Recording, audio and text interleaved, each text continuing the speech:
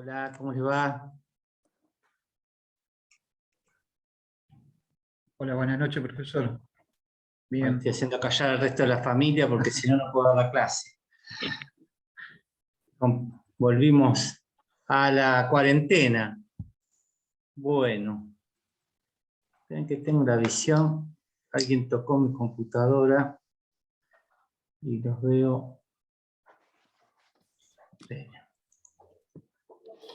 Ahora sí. Bueno, 16. ¿Estamos todos y todas? ¿Nos falta alguno? Colectivo, nadie lo perdió hoy.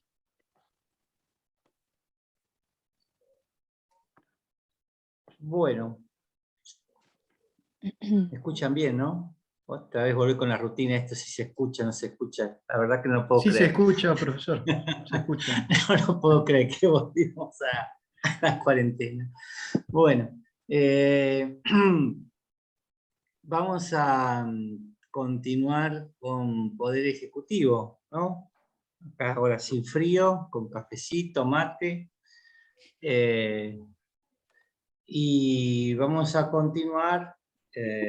Ahora sí les voy a poder mostrar por lo menos el PowerPoint que tantas veces les prometí y que no veían las letras, por mi hermosa caligrafía. Por eso fui al bachiller. En mi época en el comercial se estudiaba caligrafía. Yo no estudié, como se dieron cuenta. Así que, bueno, la idea es que avancemos con el tema a partir de la facultad legislativa del Poder Ejecutivo. Recuerdan que vimos los decretos de necesidad y urgencia y que vimos un poco la promulgación parcial de las leyes. ¿Estamos? Esperen que comparta.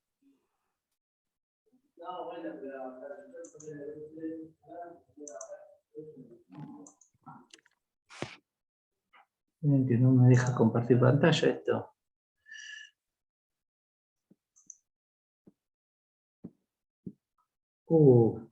¿Quién está de anfitrión? No me pusieron para compartir pantalla. Está que no les puedo mostrar las cosas hoy, ¿eh? ¿Quién está anfitrión de la facultad? A ver, mientras hablamos,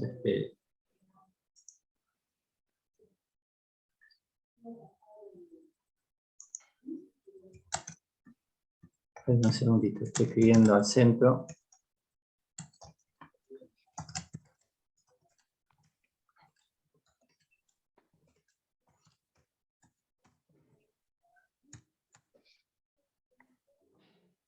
Espérenme un cachito.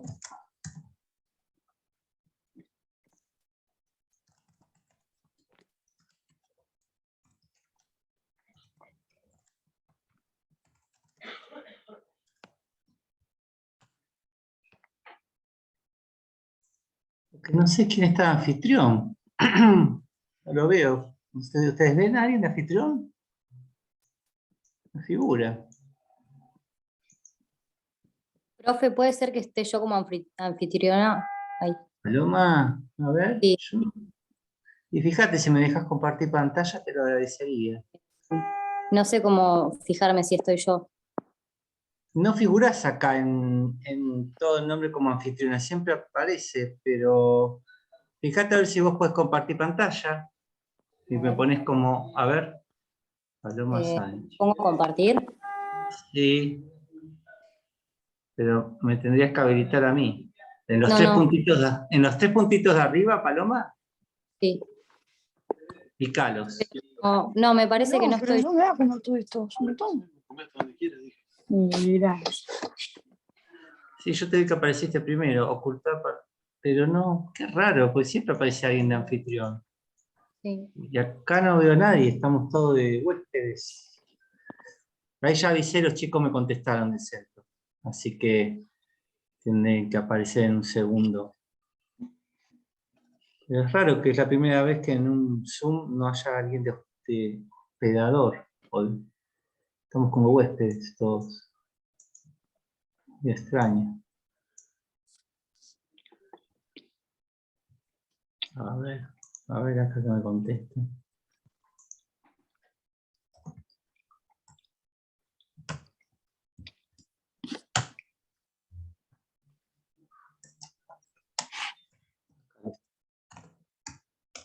Estamos todos como huéspedes. Voy a poner a los chicos.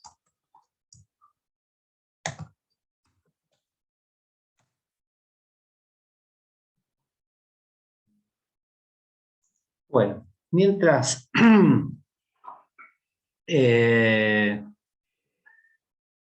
podemos decir entonces que mencionamos la situación de la Comisión Bicameral Permanente, ¿no? Esa comisión formada por 8 diputados, 8 senadores, que era la encargada del control de los decretos de necesidad y urgencia. Me dicen que ya está, a ver si me dejan. Espectacular. Listo.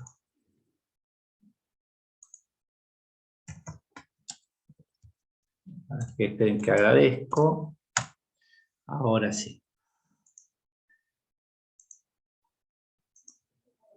Bueno. ¿Ahora ven? Ok.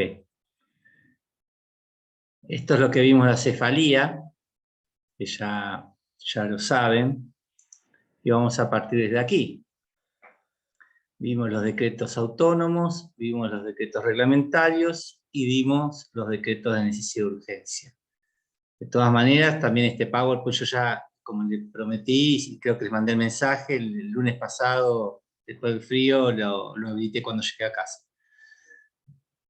Los decretos de necesidad y urgencia son los que vimos aquí, lo que era el fallo Peralta, los antecedentes del fallo Peralta, que sirvieron, digamos, de carta de nacimiento luego al 99, y bajo los contornos que establecía el fallo Peralta, agregando, por supuesto, el convencional constituyente, las materias expresamente prohibidas, recuerde que eran 4, es decir, que con eso ni aún con un decreto de necesidad de urgencia se puede hacer, y por otro lado, aparecía una 5ª materia prohibida, que era, ¿cuál? ¿Recuerdan? Reformar la Constitución. Perfecto, reformar una Constitución. Acá estoy viendo. Reformar una Constitución, no se puede hacer. Vemos que en la última parte lo que está amarillo es el trámite, ¿no es cierto?, que tenemos que hacer, que el jefe de gabinete debe ir dentro de los 10 días a la Comisión Bicameral Permanente, y elevar el despacho, y deberá tener su tratamiento aprobándolo o desechándolo. Hoy vamos a ver los decretos delegados. Y vamos a seguir avanzando, no es lo único que vamos a ver. Esto muchas veces lo ven en facultades del Poder Legislativo, porque como se dan cuenta en su ubicación sistémica, artículo 76, está dentro del Poder Legislativo, no del Poder Ejecutivo. ¿Por qué? Bueno, porque recuerdan cuando hablamos que el Poder Ejecutivo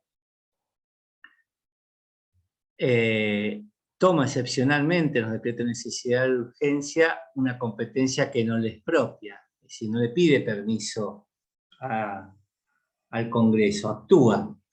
En cambio, en los decretos delegados, aquí es el Congreso el que habilita al Poder Ejecutivo a los decretos delegados, es decir, que por eso sistemáticamente está bien ubicado, es decir, está dentro de la facultad del Congreso. Dentro de esas facultades que tiene el Congreso es la de delegar. ¿Sobre qué materia? Algo hablamos. La materia es la referida a administración o a emergencia pública. ¿Quién puede hacer la delegación? Solamente delega el que tiene la competencia constitucional establecida. Obviamente, ¿quién hace las leyes? Podríamos decir, el Poder Legislativo. Por lo tanto, ¿quién puede delegar al Poder Ejecutivo? Es solamente el Congreso de la Nación. ¿Y a quién? Esto creo que también algo mencionamos, de la delegación propia e impropia. ¿A quién? al presidente le puede delegar a los ministros, al jefe de gabinete, a un subsecretario, al ministro de Economía. Bueno, en orden jerárquico, el Congreso es el que hace las leyes, es decir, diputados, diputadas, senadores y senadoras. Por lo tanto, en ese mismo orden jerárquico no está permitido, no está habilitado que el titular del Poder Ejecutivo, presidente o presidenta, delegue a su vez en funcionarios de menor jerarquía o rango. Digamos, por debajo de del presidente están los ministros o ministras, ¿no? El gabinete. Bueno, no le podría delegar, uno podría pensar, bueno, acá como siempre estamos acostumbrados, hay un problema económico, y se lo delega al ministro de Economía. No. El decreto delegado lo hace, lo firma y es el responsable el presidente de la nación. No puede delegar. ¿Está claro?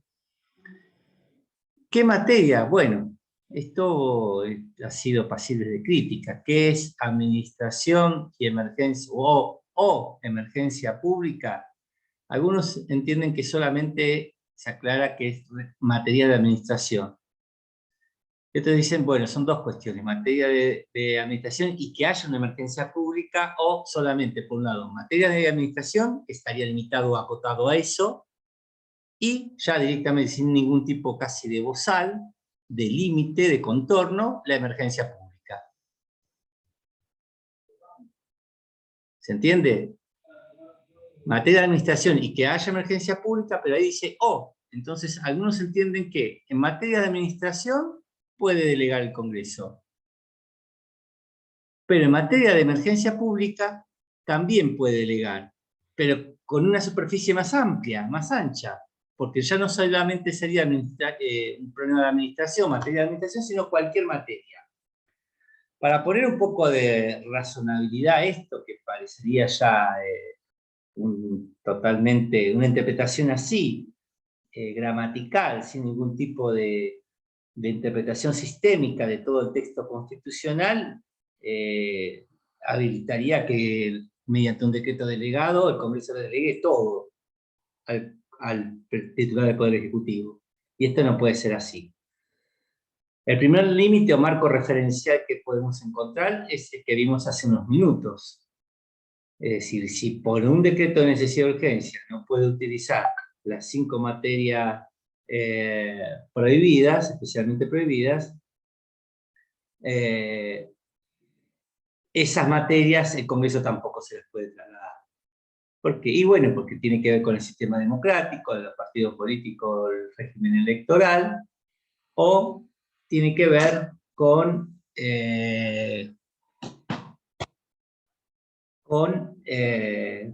la materia tributaria, la materia penal, es decir, crear un delito tampoco podría delegar. Es decir, hay por lo menos, aún en la interpretación más amplia, deberíamos acotarlo a las materias prohibidas por los DNU. Para poner un poquito de límite interpretativo. Tiene que estar por un plazo, no es un cheque en blanco.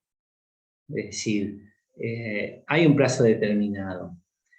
¿Qué es lo que ha sucedido en materia de emergencia pública?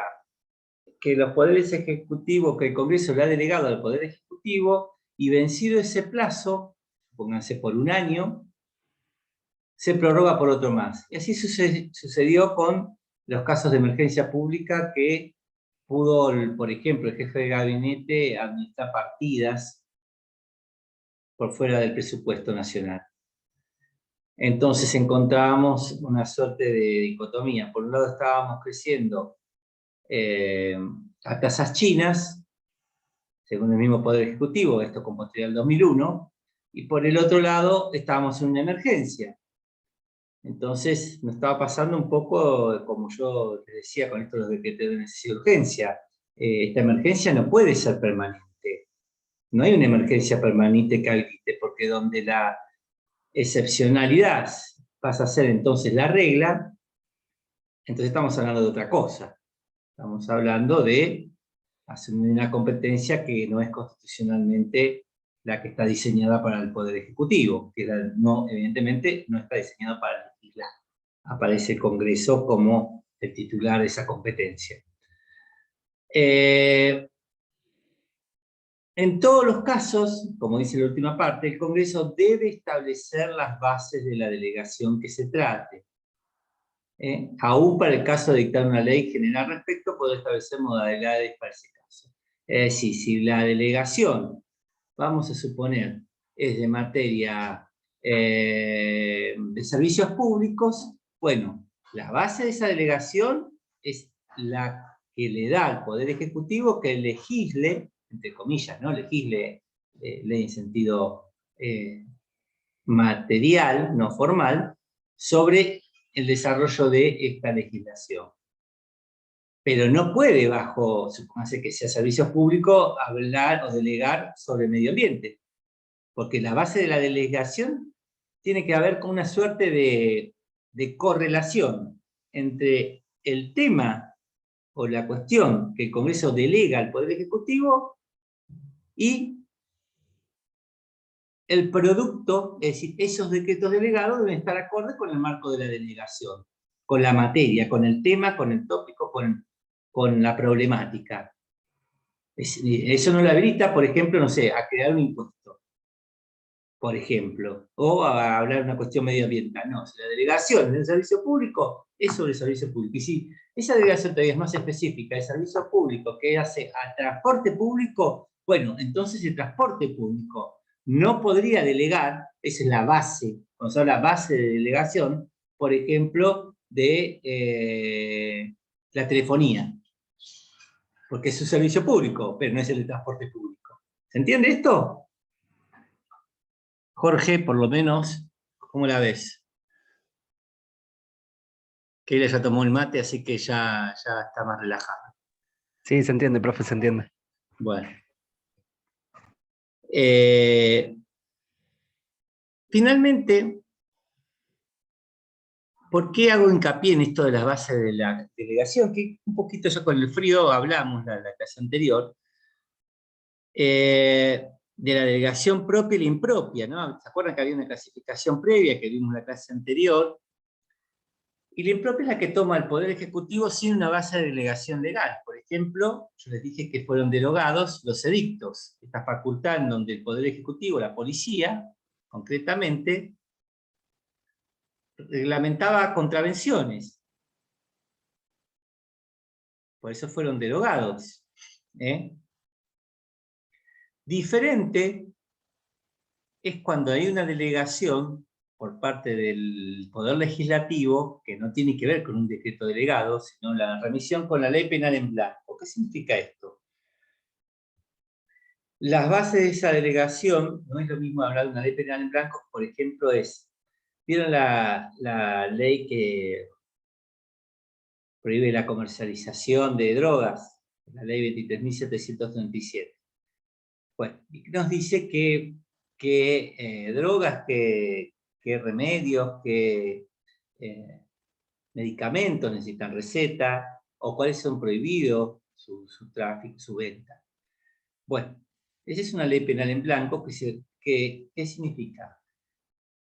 Para que una ley penal en blanco sea constitucional, es decir, supónganse que es delito tener drogas, que diga la ley, ¿no es cierto? ¿Siguen? Es delito tener droga, vender droga, tener no es en principio, si es para consumo personal, pero es delito comercializar droga. Punto. Delego en el Ministerio de Salud y el Poder Ejecutivo el resto de las cuestiones. ¿Ustedes creen que está bien esa delegación?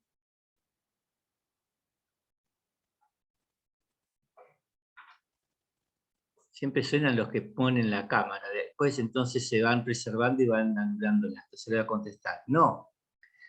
¿Bajo qué requisitos? Porque fíjense que hace un rato que siempre decimos, ¿no? La materia penal o la tributaria nunca se puede hacer por un decreto de necesidad de urgencia. Y en definitiva, lo que estamos diciendo es que el Poder Ejecutivo no puede crear un delito. Eso es lo que estamos diciendo. Entonces, ¿qué hacemos con esta ley penal en blanco? Por ejemplo, otro ejemplo más. bueno, sigamos con este de la droga. Bueno, está prohibido vender droga. Uno sabe cuál es la conducta, cuál es la pena, cuál es la acción.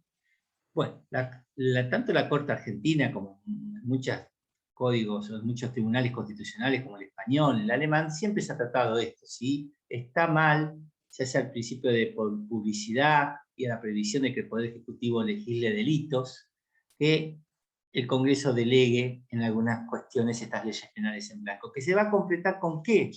Bueno, la ley penal en blanco se va a completar con reglamentaciones del Poder Ejecutivo.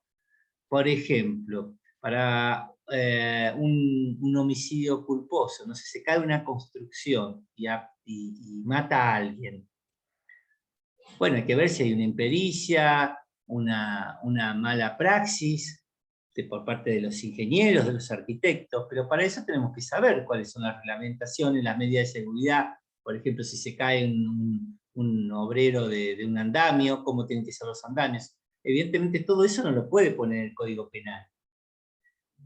Entonces se remite a las resoluciones administrativas que nos dicen cómo debe ser llevada a cabo una obra, con qué medidas de seguridad, cuáles son los trámites administrativos, si tiene que haber un estudio de suelo, si tiene que haber un ingeniero que diga de cuánto tienen que ser las vigas, o si esa persona que se cayó tenía que tener una medida de seguridad, cómo estaba el andamio, ¿se entiende? Todas esas cuestiones sí, porque si no sería un código penal que, imaginen nada más, de los delitos culposos, todas las profesiones. Tendrías que saber la reglamentación de los médicos, de los abogados, de los ingenieros, etcétera, etcétera, etcétera. Más allá y de las profesiones.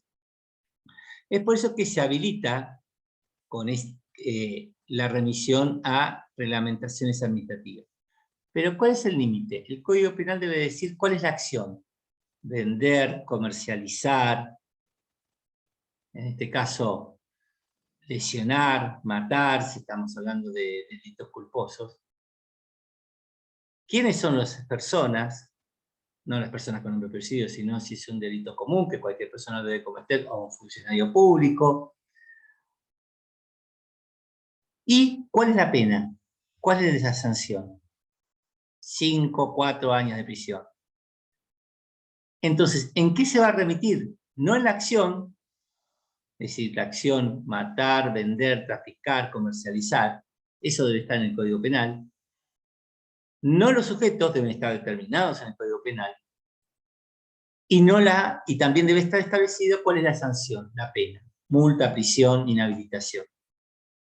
¿Qué es lo que nos va a remitir? ¿Qué es lo que permite esta ley penal en blanco completar? Nos va a permitir completar cuál es la conducta típica. ¿En qué se trata, por ejemplo, una mala praxis médica, una mala praxis de un ingeniero, una mala praxis de un arquitecto? Para saber, tenemos que saber los códigos de ética, los códigos de práctica forense de cada una de las profesiones. Para saber si hay una acción culposa o negligente. Bajo esos parámetros, entonces, la ley penal en blanco abastece el test de constitucionalidad. Decíamos que esta comisión bicameral permanente, que tardó más de 10 años en sancionar, y que está encargada de ¿qué? De controlar los decretos delegados, los decretos de necesidad de urgencia y la promulgación parcial de las leyes. Antes de avanzar, ¿se entendió bien esto de decretos delegados? ¿Hay alguna duda? Los que están, pongan que sí la cabeza, y los que están... Doctor, no los le hago puedo una ver. consulta. En el año 2001 le habían cedido en la Cámara de Diputados al ministro de Economía en su momento, que era Cavallo, le habían dado un superpoder. Eso entraría en esto que estamos hablando ahora, que usted está hablando, con los poderes delegados. Pero estamos hablando después del 94. Claro, él en el 2001, ¿se Me acuerda? estás hablando, Cuando perdóname, estuvo el 2001. Sí, se le dieron superpoderes. Lo que yo, sinceramente, yo no recuerdo si fue en un marco de una delegación legislativa. los superpoderes o directamente los tomó por sí. Lo que sí yo recuerdo es que también los gobiernos de todos los gobiernos de Kirchner se le delegó, a partir del 2001 precisamente, por estos problemas que veníamos de la caída de la Rúa, y la hiperinflación, y etcétera, etcétera, se facultó al Poder Ejecutivo y no hubo, lo que quiero decir es que no hubo cuestionamientos, porque me olvidé de contar una parte de la película. Cuando vence, ¿se acuerda que dijimos que tiene que tener un plazo de un año? Se tiene que volver a juntar el Congreso y dar esta prórroga. No es automático, perdón, quizás no fui claro y llevé a confusión. Entonces lo que sucedía es que todo el arco político en el primer año estaba de acuerdo en esto. No, yo más o menos lo que seguí en el primer año que estuvo la emergencia del Estado fue ratificado. Y así fue 4 o 5 años, creo que hasta 6, ratificado por el Congreso todos los años. Es decir que, por un lado, también había una crítica de asumir tantas funciones, pero por el otro lado, a fin de año, el Congreso lo aprobaba. También podemos decir que en esas circunstancias también había mayoría del oficialismo, ¿no? Si mal no recuerdo, seguramente alguno de esos años. Pero lo cierto es que esta prórroga de cada uno de los años no es tácita, es expresa, si no se cae la delegación. ¿Se acuerdan como hablábamos que no puede actuar más sobre la materia delegada, porque tiene este plazo? Una vez que venció el plazo, no se puede prorrogar, no se puede prorrogar tácitamente. Debe haber un acto, entonces a fin de año salían, cuando ponían crónica, se sancionaron 200 leyes, vieron cuando termina la sesión del Congreso, que ya es la última sesión ordinaria en diciembre, que se deben aprobar todas las leyes que urgentes, que por ahí nos aprobaron, y se apuraron, y se apuran en sancionarlas. Bueno, dentro de esos paquetes de leyes estaban los decretos delegados que prorrogaban nuevamente la ley, digamos, que autorizaba prorrogar la delegación en el Poder Ejecutivo de materia ya señalada. ¿Está? Perdón, profe, no terminé de entender qué es una ley penal en blanco. ¿Podría explicarlo de nuevo así rápido? Sí, una ley penal en blanco es una ley en la cual para completarse, por eso se dice en blanco, se necesita de una reglamentación, se necesita ir o recurrir el juez o la jueza a una reglamentación o el fiscal profesional o a una reglamentación profesional, no, del Poder Ejecutivo. Por ejemplo, la ley de droga. ¿Qué es droga prohibida? Es todo un listado que se actualiza todos los años. En la época la efedrina, la cocaína, la heroína, etcétera, etcétera. Eso no puede estar dentro del Código Penal, diciendo, está prohibido vender estas drogas. Es decir, todo ese listado, que lo actualiza el Ministerio de Salud año a año, incluyendo o sacando, sino que se debe remitir qué es lo que está prohibido comercializar para el tipo penal, ¿no? Pues estamos hablando de delitos, para sancionar el tráfico o la comercialización de drogas. ¿Cómo sabemos qué droga está prohibida? No está en el Código Penal.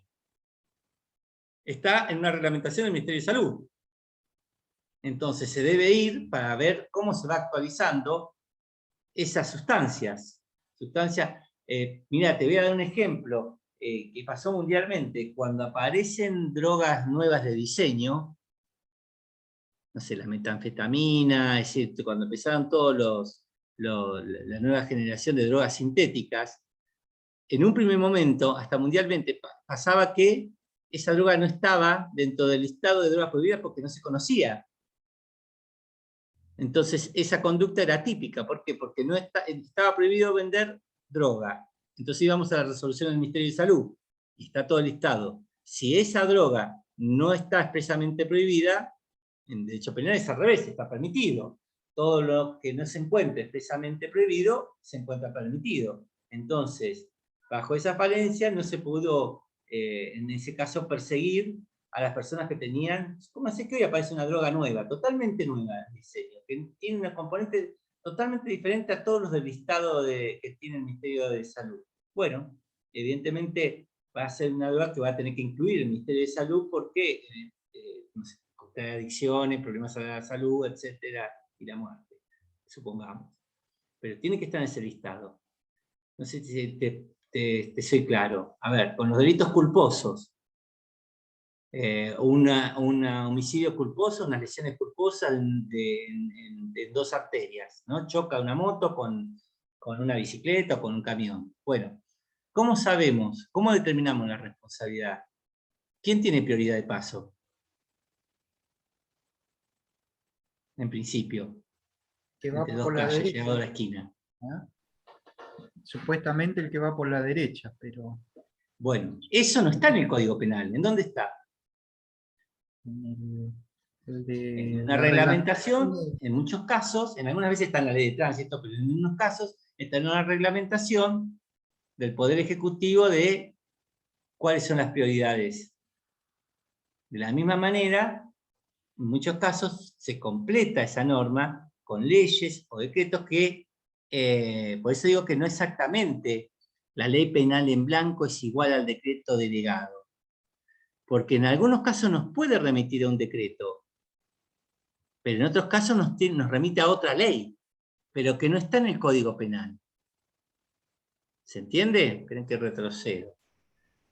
Sí, ya entendí, La gracias. ley penal en blanco no es igual a la delegación reglamentaria. En algunos casos, la ley penal en blanco puede remitir a una reglamentación, supónganse un delito, no sé, contrabando o de pesca prohibida. Bueno, habrá que ir a la reglamentación de qué se trata de contrabando, a cuál es la droga prohibida, a la resolución del Ministerio de Salud, al Ministerio de, no sé, de Transporte, etcétera, etcétera. Pero también a veces esa ley penal en blanco va a remitir a otra ley, por ejemplo la de ley de enfermería. Supónganse que hay una mala praxis de una enfermera. Bueno, eso es una ley, no es un decreto. Y esa ley de enfermería capaz que nos remite un decreto, porque nos dice, no, el problema es si se aplicó mal tal práctica médica. Y eso capaz que está en un decreto. Es decir, cómo se debe hacer determinada práctica médica. O un bypass o una intervención quirúrgica. Eso no está en una ley. Hace la reglamentación de la Lex Actis. ¿Está? Entonces, ley penal en blanco no es igual a la delegación reglamentaria impropia. Para que esa ley penal en blanco, reitero, sea constitucional, lo que tiene que decir el Código Penal es cuál es la acción: matar, lesionar, vender, contrabandear. ¿Cuáles son las personas? Cualquier persona o un funcionario público, determinar los sujetos activos, los que pueden cometer el delito, si es por una acción o por una omisión, y también, sobre todo, ¿cuál es la sanción? 3 años de prisión, multa o inhabilitación. Es decir, que la ley penal en blanco solamente nos va a remitir a completar qué se entiende por droga, qué se entiende por mala praxis. ¿Está? Pero no es una delegación reglamentaria impropia. ¿Listo? ¿Avanzamos?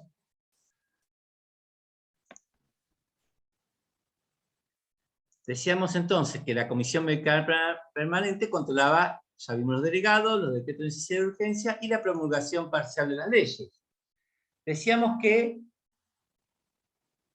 una de las facultades que tiene el Poder Ejecutivo es la de, la vamos a ver también más adelante, es la de vetar una ley. Pero acá, en el artículo 80, nos dice que se reputa aprobado por el Poder Ejecutivo todo proyecto no devuelto en el término de 10 días hábiles. Es decir, una vez que que estamos en el procedimiento de sanción e información de las leyes, una vez que se hace el trámite entre ambas cámaras, se sanciona la ley y si el Poder Ejecutivo no dice nada, es que está sancionada entre los 10 días. El principio general, ¿cuál es? Que los proyectos desechados parcialmente no podrán ser aprobados en la parte restante. En vez de desechados, fíjense que no dice promulgación parcial, habla de desechar. ¿Pero qué dice? Si lo hacemos el paralelismo con los decretos reglamentarios, las partes no observadas solamente podrán ser promulgadas si tienen autonomía normativa. Y su aprobación parcial no altere el espíritu ni la unidad del proyecto sancionado. Es decir, ¿puede promulgarlo parcialmente? Sí, pero no puede sacar, es decir, promulgar parcialmente, es decir, bueno, esto vale de la ley y esto no vale. Lo que queda, lo que es válido, lo que se va a promulgar y sancionar, no debe alterar el espíritu, ni la parte, en definitiva, no es tanto el espíritu, sino debe tener autonomía normativa, es decir, no debe quedar colgado, debe tener una relación, y por el otro lado, no pueden cambiar el sentido de la ley, el sentido extenso. Si no es así, el encargado del control de esta promulgación parcial de las leyes, ustedes piensen que es sancionar una ley, pero dejar una parte afuera, hablando con claridad. La promulgación parcial dice, bueno, está bien esta ley, pero este artículo a mí no me gusta. Bueno, hay que ver si ese artículo que a vos no te gusta, Poder Ejecutivo, primero, no altera la autonomía normativa. Es decir, que la ley pierde su sentido, podríamos ir más allá. Su total sentido, porque supónganse que la ley en su contenido traiga dos cuestiones diferentes, entonces una sí y otra no. Bueno, lo que no puede alterar es toda la ley. Si todo el proyecto legislativo fue aprobado por la Cámara, siguió el proyecto, ¿no?, de la Cámara de Origen, la Cámara Revisora, etc. Bueno, no puede alterarlo en su contenido general. Y si tiene contenidos especiales tampoco puede cercenarlo, porque estaría alterando la unidad del proyecto sancionado. Como esto, fíjense que tiene consecuencias, porque todo este trámite legislativo no puede ser dejado de lado por el Poder Ejecutivo bajo esta promulgación parcial. Y es por ello que quien debe controlar, nuevamente, fíjense, la competencia es del Congreso, y por lo tanto es la Comisión Bicameral Permanente encargada de verificar que, bueno, si se dieron los requisitos, es decir, si esa ley, con esa promulgación parcial, aún sigue, digamos, los lineamientos generales, el contenido mismo de la ley que ambas cámaras trabajaron y sacaron. Y es por ello entonces que es importante que la Comisión Bicameral Permanente actúe en este sentido. ¿Estamos?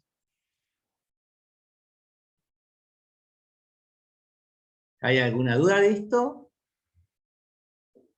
¿Avanzamos? Bueno, avanzamos. Acá en el chat, Paloma no sé si entendió de lo de ahora o de lo de antes.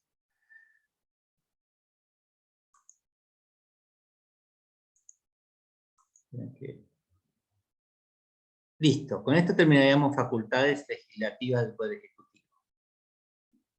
Nos queda ver qué es el indulto y qué es la conmutación de pena, que aparecen como facultades del Poder Ejecutivo de la Nación. Lo primero que tenemos que decir es que esta es una potestad que tiene el Poder Ejecutivo, y que si uno ve, muchas veces algunos dicen, bueno, tenemos que ir a saber la genealogía de las normas. ¿Y cuál es su origen de esto? ¿De dónde viene esto? ¿De dónde viene esto del indulto? ¿Alguien de ustedes lo sabe?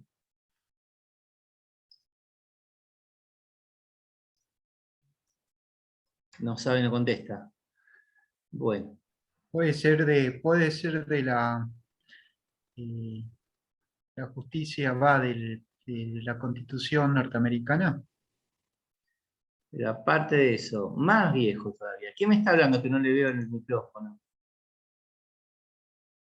Yo, Ramírez. Ramírez. Ahí te veo, Orlando. Perdón. Sí. Está lista mi máquina. Por el derecho canónico también puede ser, ¿o no? Y vamos más atrás. Romano. Incluso. Es decir, ¿qué facultad sería, Orlando, pensándola? Es una facultad que tiene que ver con las monarquías. Es una facultad como el Imperio Romano, ¿no? Como decía Calígula, ¿no? El dedo para arriba, el dedo para abajo, ¿no? El que decidía sobre la vida y la suerte de las personas, sin más. Sin más. Entonces, ese es el origen del indulto. Claro, no había problema, porque era al comprimirse todas las facultades, todas las competencias, en una sola persona, bueno, podría decir, lo voy a condenar a muerte, bueno, me equivoqué y lo perdono. Y lo mandaba a matar porque quería y lo mandaba a matar o a perdonar porque quería, no sé. Los antojos de la monarquía. Ese es el origen del indulto. Es decir, que tiene una raigambre monárquica, de concentración de poder, todo lo opuesto a la división de poderes, a la división de competencias. Y ese es el argumento más fuerte. Si este es un instituto que en una democracia republicana, en un Estado de Derecho, es muy difícil de sostener. Porque no es más ni menos que la intromisión de ¿quién? Del Poder Ejecutivo, ¿en dónde? El Poder Judicial. En el Poder Judicial. ¿Qué hace el indulto? El indulto perdona una pena. Fíjese cómo dice, aplicada por sentencia firme del tribunal competente. Si hablamos de sentencia firme, ¿qué significa? Que todos los recursos judiciales fueron interpuestos y se agotaron. Y se dijo, fulano de tal es culpable. Uno dice que una persona es culpable, responsable penalmente, una vez que exista algo que ya lo saben desde la televisión, ¿no? Una sentencia condenatoria. Cualquier sentencia condenatoria, no, ¿qué requisito tiene que tener esa sentencia condenatoria? Está firme. Hace autoridad de cosa juzgada. Y se resolvió que esa persona es responsable penalmente. Fíjense ustedes, con lo que tardan los procesos penales, con los recursos que existen, recursos ordinarios y recursos extraordinarios, en donde durante años se dice, fulano de tal parece responsable, lo condeno, no sé, a 20 años de prisión, a 8 años de prisión, y se sigue sosteniendo eso en todas las instancias, después viene el Poder Ejecutivo y dice, lo indulto. Piensen lamentablemente incluso en la actualidad lo que tardan los procesos penales, ¿no? Hoy de un recurso extraordinario hasta la Corte Suprema de Justicia de la Nación. Y si se lo niegan con una queja. Así que con suerte estamos hablando 5 años, 6 años. Y después de todo este trámite,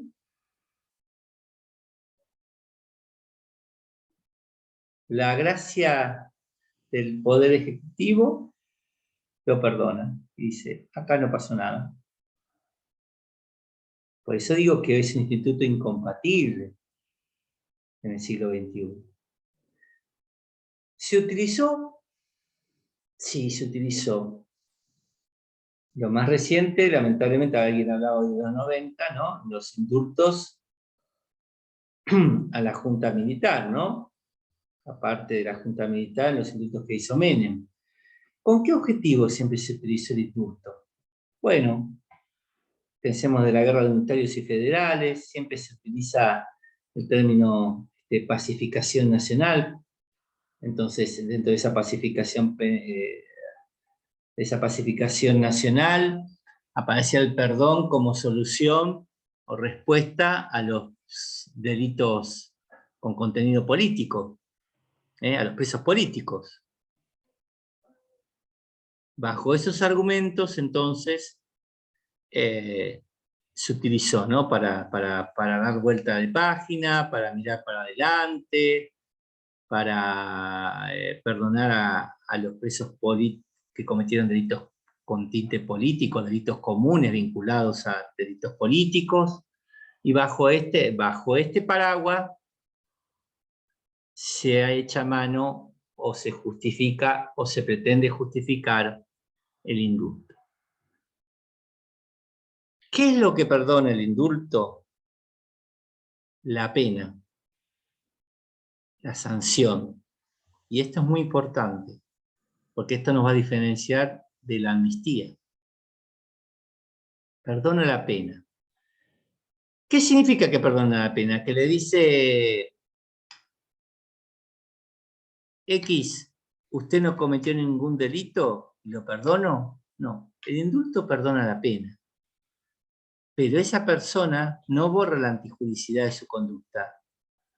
Si mató a alguien, y estuvo probado que fue así, no dice, no, acá no mató a nadie, sino que lo que se le perdona es la pena, la sanción, pero va a estar registrada como una acción típica, antijurídica y culpable. La Constitución nos dice que tiene que pedir informe a los ministros y a los registros respectivos. Esos informes no son vinculantes, los puede indultar igual. ¿Qué es ¿se entiende? Es decir, es el olvido, el perdón de la pena, pero no el perdón de la conducta, ¿eh?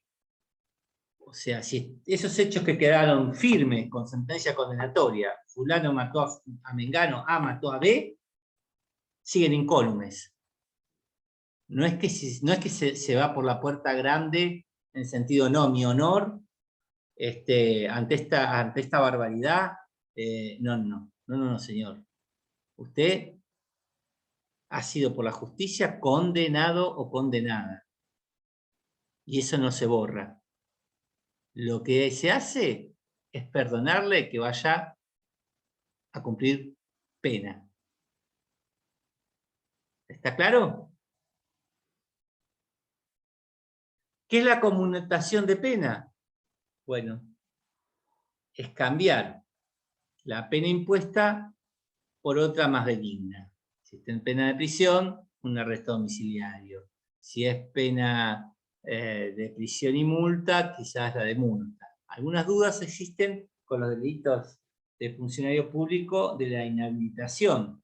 Muchos delitos o delitos culposos, como el que hablamos hoy, ¿no? Que puede tener una pena de prisión, aquel profesional que realiza una acción negligente, culposa, inobservando los reglamentos o deberes a su cargo, y puede llegar a una pena también de inhabilitación.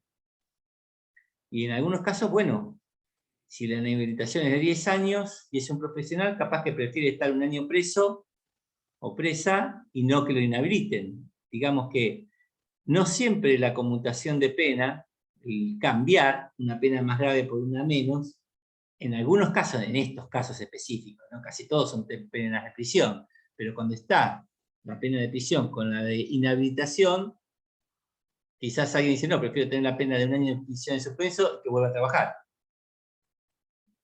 O que me vuelvan a habilitar para ser funcionario público. Bien. Entonces, el indulto perdona la pena y la conmutación de la pena es cambiar una pena más grave, el cumplimiento de una pena más grave por una menos lesiva. Sentencia condenatoria firme. Esto que yo venía diciendo, ¿no? Al principio, este origen de este indulto que es monárquico, totalitario, arbitrario, que invade al Poder Judicial. Bueno, empezó a hacer ruido. Y la Corte Suprema de Justicia dijo, no puede haber indultos en el famoso caso Maceo, luego de los juicios de la Junta. Recuerden que hubo las leyes de audiencia debida y de punto final, y que algunos fueron condenados, y dentro de la última dictadura, algunos genocidas, y fueron indultados por Menem para decir que hay que había que dar vuelta a la página. Bueno, en el caso Maceo, la Corte dice, no es posible el indulto en delitos de lesa humanidad. Esto también tiene que ver con lo que ya la Corte Interamericana de Derechos Humanos dijo en casos contra Perú, de Fujimori sobre todo, que los estados, cuando se tratan de delitos de lesa humanidad, no pueden invocar ningún tipo de instituto de su derecho interno, se llame prescripción, amnistía, ley de perdón, ley del olvido, o cualquier otra ley que en su contenido lleve ¿a qué? A la impunidad. Porque una obligación convencional es la de investigar, sancionar y castigar a los responsables de delitos de lesa humanidad.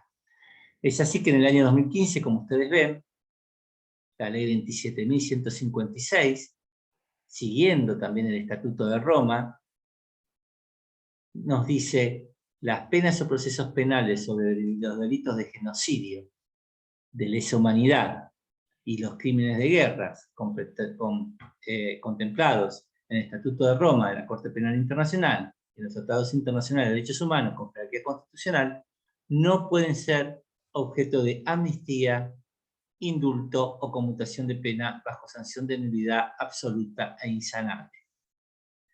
Muchas veces, como el caso de Fujimori, hicieron leyes de autoamnistía, y es incluso lo de la primera junta militar, antes que suba Alfonsín, también la pretendían una ley que decía, a nosotros no nos van a investigar, o nos va a investigar la justicia militar.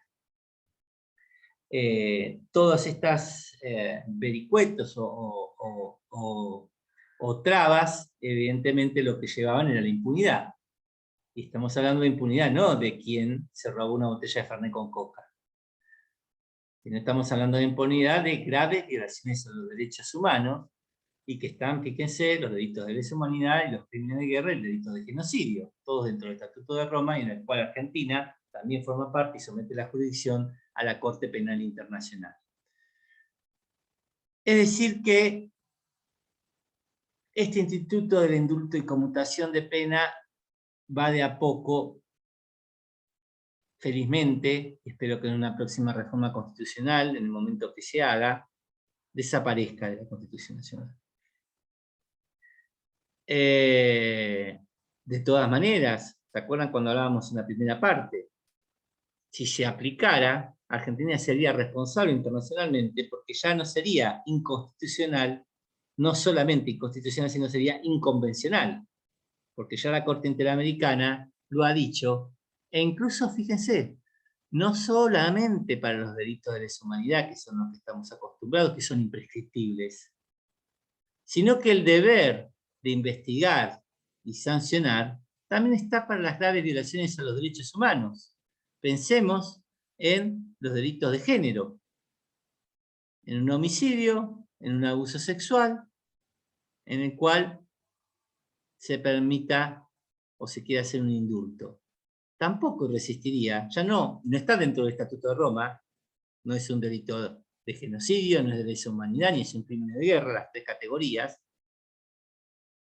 sino que es una categoría diferente, que precisamente se llama graves violaciones a los derechos humanos.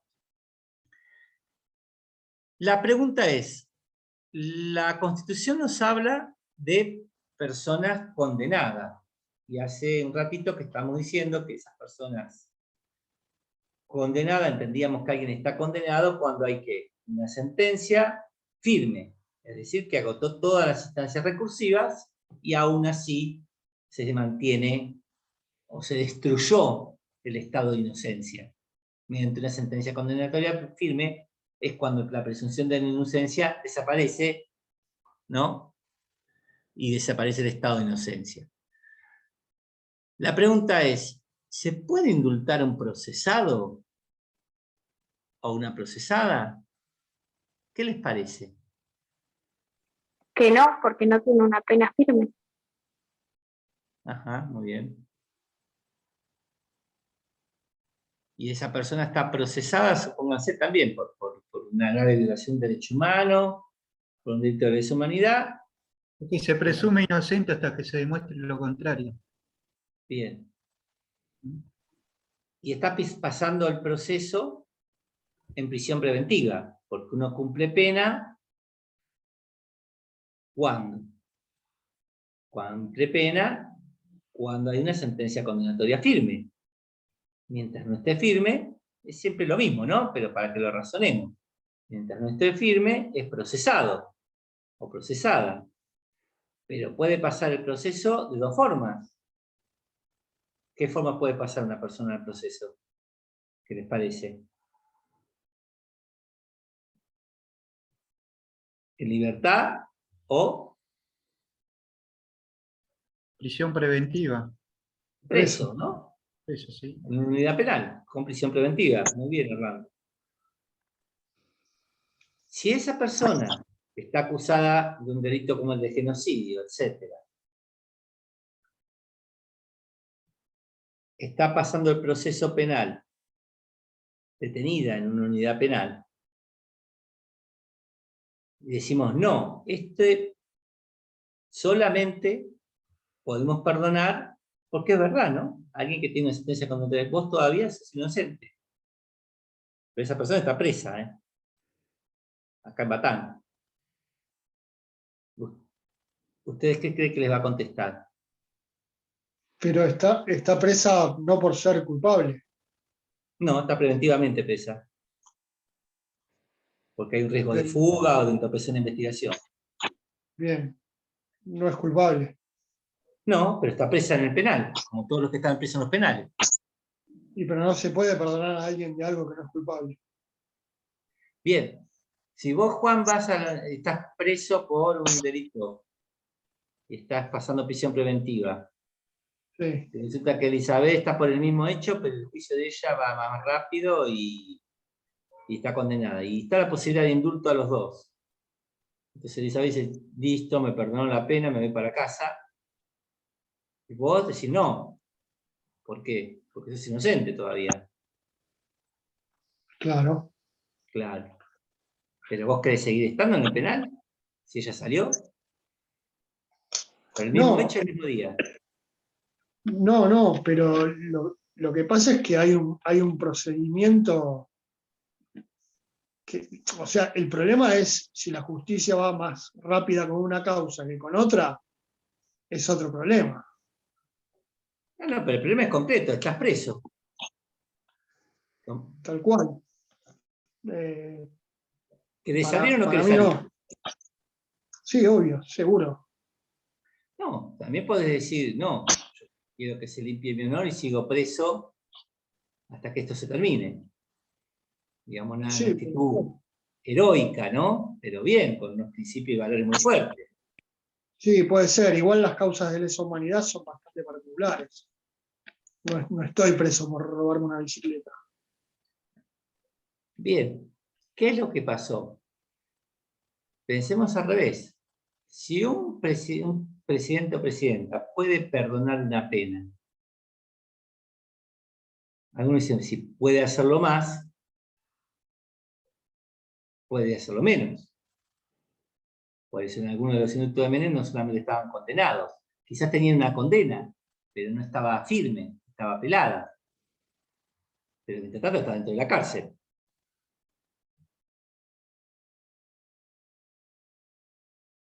Y donde hay un indulto de una pena, en el cual vos fuiste condenado o procesado, pasa el nem bis in idem, que quiere decir que no me pueden volver a juzgar por los mismos hechos y las mismas circunstancias. Ya me lo juzgaron una vez, en la prohibición de doble persecución penal. Entonces la mayoría de la doctrina está de acuerdo y en la práctica ha sucedido que no solamente el Poder Ejecutivo ha indultado como correctamente también se contestó. Si dice sentencia condenatoria firme y no está firme, entonces no va el indulto. Entonces está en mejor situación en que ya no hay ninguna duda de que fue el que cometió el delito, que aquí que hay un estado de duda. está peor el del estado de inocencia. Entonces algunos dicen, bueno, si puede lo más, puede lo menos. De todas maneras, Juan, lo que vos estás diciendo no es poca cosa. Porque queda alguien dice, no, yo quiero un juicio y demostrar. Porque decíamos que el indulto perdona la pena, pero no los hechos. Pero bueno, hay que ver si alguien, digamos, se mantiene. Pero en principio, en la jurisprudencia y la doctrina dice, bueno, si puede más, se puede perdonar a un, sin lugar a dudas, condenado, ¿cómo no va a poder perdonar a un procesado? Y evidentemente sobre eso está la cuestión de la cosa juzgada. Cuestión que se trató con los temas de la dictadura militar, en donde se declaró después la inconstitucionalidad de las leyes de obediencia debida y punto final. La obediencia debida decía, los responsables son los jefes y yo soy un mero instrumento, yo no maté, me mandaron a matar. Lo que pasa es que la obediencia debida tiene un límite, es que la orden debe ser legal. Eso se contesta. O de punto final, por la pacificación, las personas que fueron procesadas no se volvían a poder reactivar las causas hasta que, incluso creo que juzgado del doctor Rafeca fue los primeros que declararon la inconstitucionalidad de este tipo de leyes, ¿no? De obediencia debida de punto final, para que se reactivaran las causas. ¿En pos de qué? De la obligación internacional de condenar, sancionar y erradicar los delitos de lesa humanidad, por ejemplo. Bueno, ¿estamos? Bueno, por hoy, ¿qué nos quedan? 2 clases. ¿Sí? La clase que viene, vamos a ver lo que queda, que es veto y pocas cosas más. Algo, si yo después voy a preguntar si órganos extrapoder ya le dieron.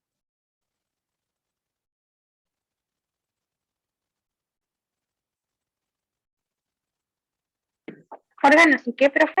Órganos extrapoderes, la última bolilla, Ministerio Público, Defensor del Pueblo y Auditoría General de la Nación. No, todavía no. Bueno, si yo ahora hablo con Santiago y Agustín y la semana que viene termino de darles lo que queda del veto, que es algo muy pequeño, que queda de Poder Ejecutivo, y les doy rápidamente, por lo menos un pantallazo, de los órganos extrapoderes. ¿Estamos? Bueno, nos Perfecto. vemos. Chao. Gracias. Bárbara.